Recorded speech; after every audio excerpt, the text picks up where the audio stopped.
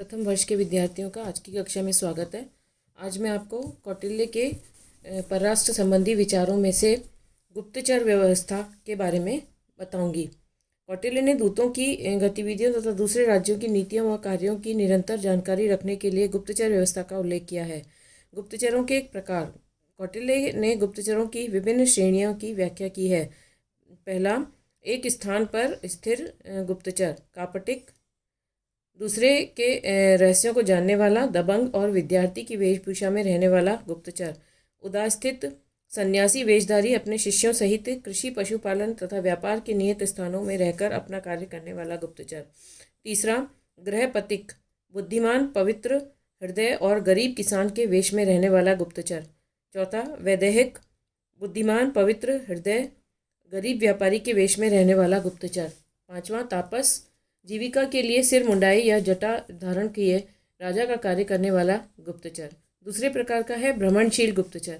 कौटिल्य ने ऐसे गुप्तचरों को संचार की संज्ञा दी है जो घूम घूम कर कार्य करते हैं। कौटिल्य के अनुसार ये भ्रमणशील गुप्तचर इस प्रकार हैं। पहला, सत्री, जैसे गुप्तचरों को जो राजा के संबंधी न हो किंतु जिनका पालन पोषण करना राजा के लिए आवश्यक हो, जो सामुद्रिक विद्या, ज्योतिष, व्याकरण आदि विद्या, वशीकरण, इंद्रजाल, धर्मशास्त्र, शकुन शास्त्र, पक्षी शास्त्र, कामशास्त्र तथा नाचने गाने की कला में निपुण को कौटिल्य ने सत्री की संज्ञा दी है। दूसरा है तीक्ष्ण, देश में रहने वाले ऐसे व्यक्तियों को जो धन के लिए अपने प्राणों की भी परवाह न करके हाथी, बाघ और सांप जैसे भी भिड़ जाते हैं, कौटिल्य ने तीक्ष्ण कहा है। तीसरे प्रकार के हैं रसद, अपने बंधुओं से भी स्नेह न रखने वाले, क्रूर, प्रकृति से आलसी स्वभाव वाले व्यक्ति को कौटिल्य ने रसद कहा है।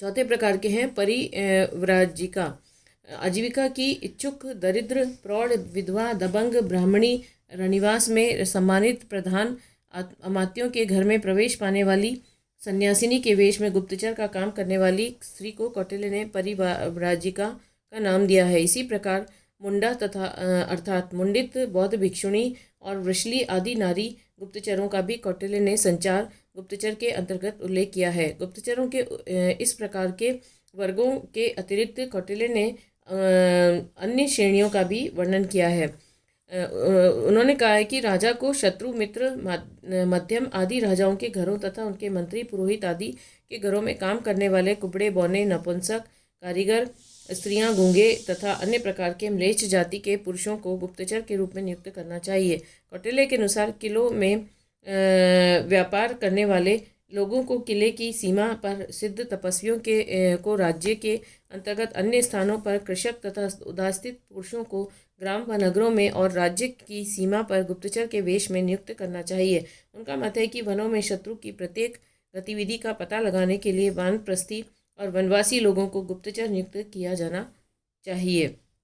गुप्तचर से प्राप्त सूचनाओं का सत्यापन। कौटिल्य ने शासक को गुप्तचरों से प्राप्त सूचनाओं की सत्यता की जांच करने के पश्चात ही उनके अनुरूप निर्णय लिए जाने पर बल दिया है।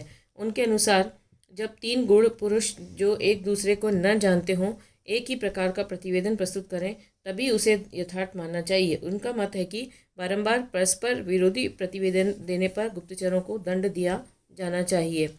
धन्यवाद। कल की कक्षा में आपको युद्ध संबंधी कौटिल्य के विचारों को बताऊंगी। धन्यवाद।